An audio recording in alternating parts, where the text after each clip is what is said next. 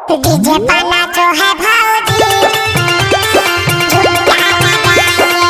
लोगो recording studio बनी। DJ पाना जो है भाऊजी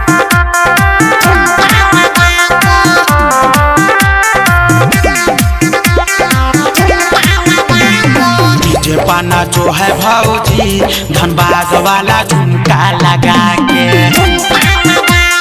डीजे पाना जो है भाऊजी कलकत्ता के पायल लगा के। लिपस्टिक लगा के हो कमर हिला के। लिपस्टिक लगा के हो कमर हिला के। डीजे पाना जो है भाऊजी धनबाद वाला झुमका लगा के।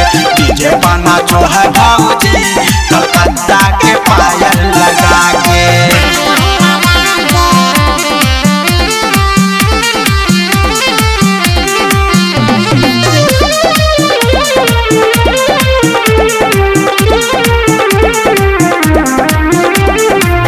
जब जब डीजे बाजो है धमाधम छोटकी भौजी हो नाचे छमाछम।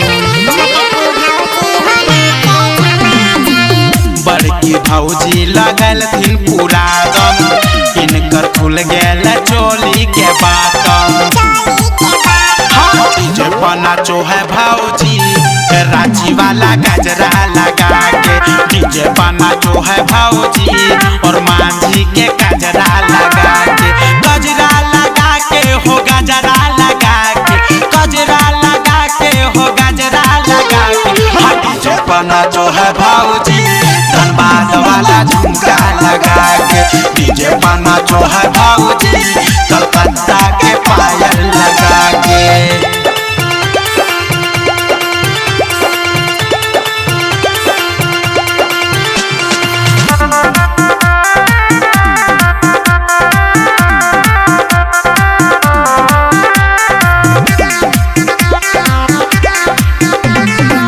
शादी बियाह के अइलै लगन जी भोजी के है खोरठा गाना पसंद जी।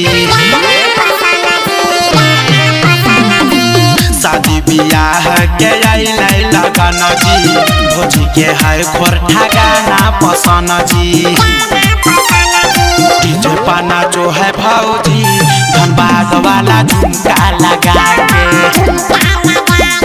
डीजे पाना जो है भौजी कलकत्ता के पायल लगा के।